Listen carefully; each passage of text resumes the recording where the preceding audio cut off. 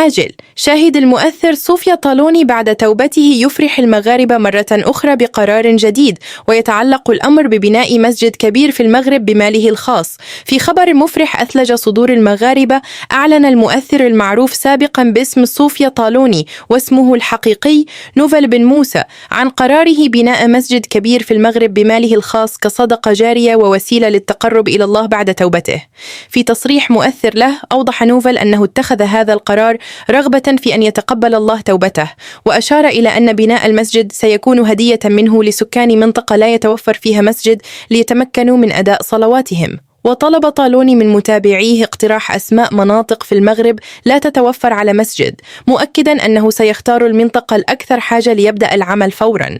هذه المبادرة الإنسانية لاقت إشادة واسعة من المغاربة الذين اعتبروها خطوة مباركة وجريئة تثبت صدق توبته ورغبته في تقديم الخير. الجميع الآن في انتظار الخطوات القادمة لتحقيق هذا المشروع النبيل الذي قد يكون بداية صفحة جديدة ومشرقة في حياته.